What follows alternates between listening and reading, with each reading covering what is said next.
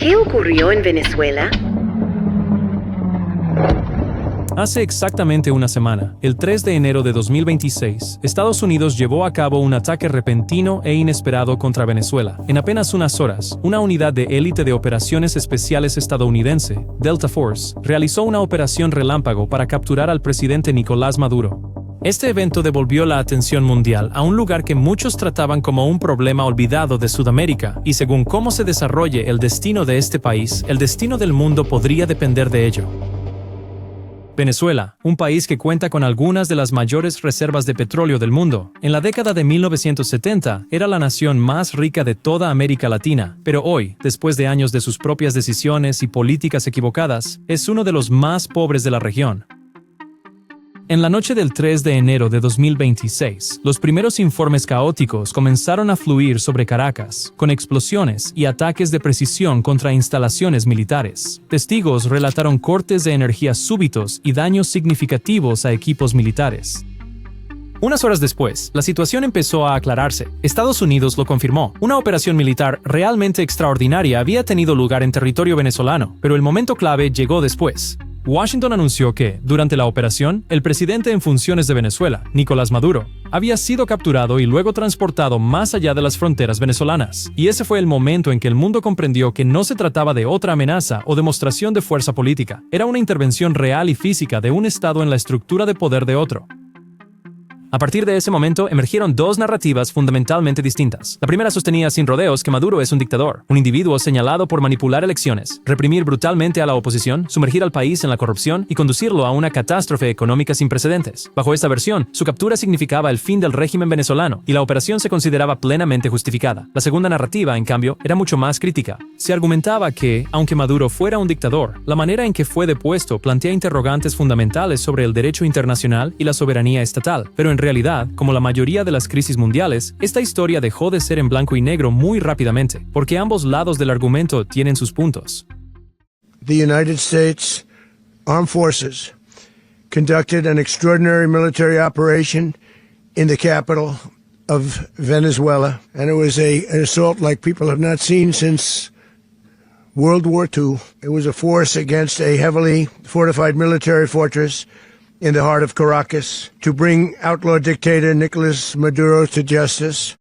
Esta es una situación sin veredictos fáciles, pues es difícil alabar la operación sin reservas, pero aún más difícil condenarla sin reservas. Estados Unidos no tenía derecho legal formal para una operación así, y sin embargo, Maduro era un dictador que pocos venezolanos lamentarán de verdad. If people don't live through it, they won't know how desperate us Venezuelans are for a change. I know they're talking about Trump only wanting the oil, but everybody's there for the oil. Russia, Iran, everybody's there for the oil already. China. So if Trump needs the oil to give us freedom, then that's a price we're willing to pay just so that we have our freedom. Sin embargo, hay una lección que se puede extraer de este suceso, independientemente de la emoción o el juicio.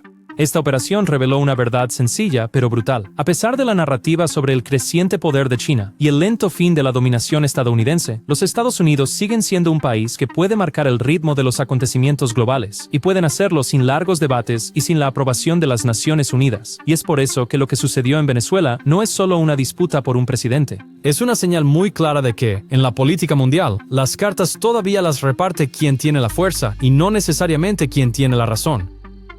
Lo cual nos lleva a una pregunta mucho más importante. ¿Por qué ocurrió este movimiento aquí? ¿Por qué Venezuela fue el objetivo y no otros estados que se hundían en la crisis? La respuesta no es la ideología, ni es el nombre de un solo presidente. Se adentra más profundamente en el recurso que dio a este país su gran importancia durante décadas, pero que también lo llevó al colapso.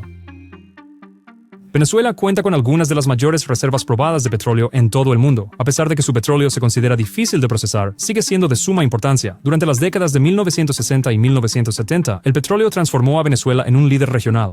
En aquel entonces, Venezuela era algo así como el Dubái de América Latina, un país que atraía capital y gente, construido sobre el petróleo y la creencia de que el dinero nunca se acabaría. Los petrodólares fluían a raudales, y el Estado vivía convencido de que esto duraría para siempre. Pero aquí es donde empieza el problema. Porque el petróleo le dio a Venezuela todo y a la vez le arrebató la necesidad de pensar en el futuro. La economía se edificó casi por completo en una única materia prima. La agricultura empezó a declinar progresivamente. La industria nunca tuvo una verdadera oportunidad de desarrollarse, y la innovación dejó de importar en un país que creía que el petróleo lo resolvería absolutamente todo. El Estado aprendió un único mecanismo: extraer, vender y luego simplemente repartirlo.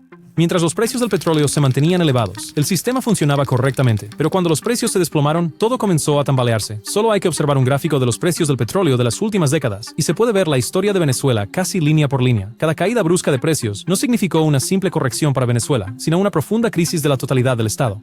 Los economistas lo denominan la maldición de los recursos, la enfermedad que afecta a países que, en lugar de desarrollar una economía compleja, se vuelven dependientes de una única fuente de ingresos.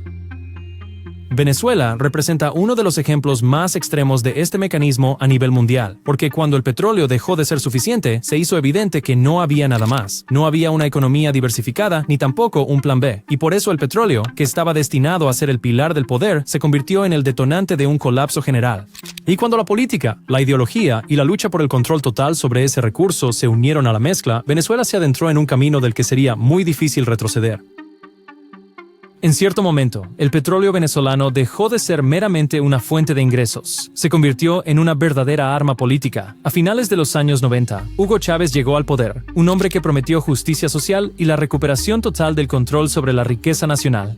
El petróleo fue la clave de todo. Las principales petroleras estatales, antes de gestión relativamente tecnocrática, fueron subordinadas al poder político. Especialistas experimentados fueron gradualmente apartados del sistema y reemplazados por personas leales al gobierno. A partir de ese momento, las decisiones económicas se tomaron cada vez menos en base al cálculo financiero y más en función del interés político.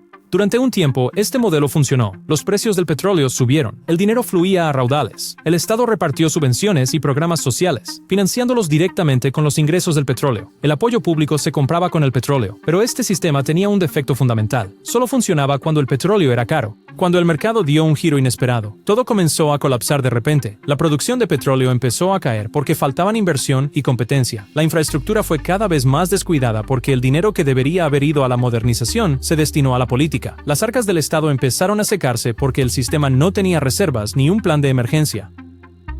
Tras el fallecimiento de Chávez, Nicolás Maduro asumió el poder y en lugar de corregir el rumbo, consolidó aún más el sistema, imprimiendo dinero en vez de implementar reformas, controles de precios en lugar de fomentar la inversión, y represión en vez de una respuesta real a la crisis. El petróleo, que se suponía la base de la estabilidad económica, se convirtió en el combustible que aceleró el colapso. Y ese fue el momento en que Venezuela entró en una espiral de la que no puede escapar sin el colapso de todo el sistema. Cuando el sistema petrolero empezó a desintegrarse, los primeros en sentirlo no fueron los políticos ni los generales, fue la gente común. La inflación empezó a salirse de control. En un momento, ya no se medía en porcentajes anuales, sino en cientos de miles de %. En un principio, los precios se incrementaron mes a mes. Después, el aumento fue semana a semana. Y finalmente, la subida era día a día. El dinero dejó de tener valor alguno. Un salario pagado por la mañana podía valer menos al anochecer. Las tiendas se quedaron sin productos básicos. En un país con las mayores reservas de petróleo del mundo, hasta el combustible empezó a escasear. Las refinerías estatales dejaron de funcionar. La producción se desplomó. Las largas colas de las gasolineras se extendían por kilómetros. En muchas ciudades se produjeron cortes de luz y agua. Los hospitales operaban al borde del colapso. Los médicos abandonaron el país en masa. Y entonces comenzó el éxodo masivo. Millones de personas empezaron a caminar a través de las fronteras hacia Colombia, Perú y Ecuador.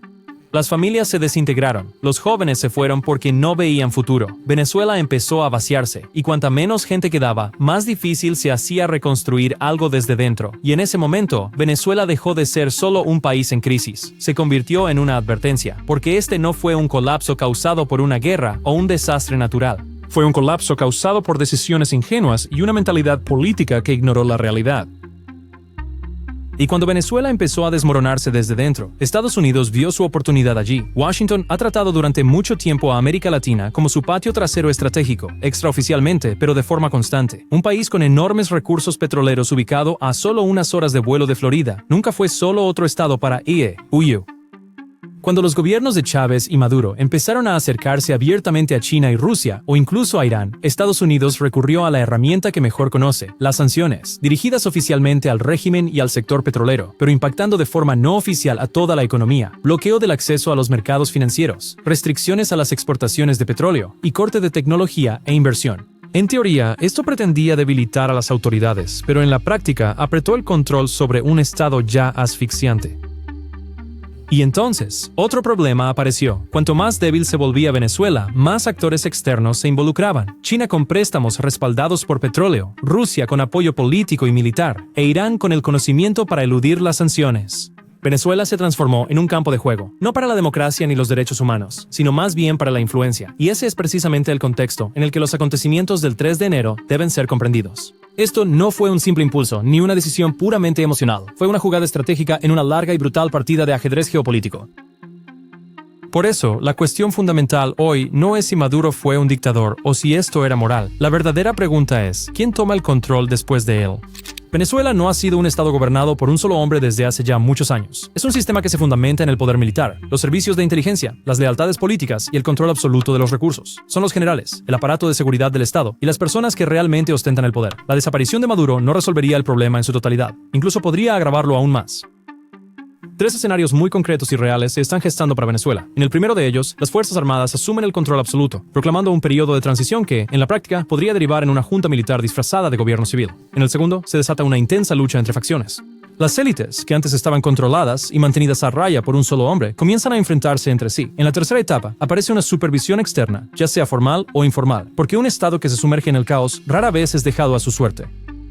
Y por eso, los acontecimientos del 3 de enero no cierran la historia de Venezuela, solo abren el siguiente capítulo, porque es relativamente fácil entrar, atacar y salir. Es mucho más difícil moldear el país como se pretendía en un principio.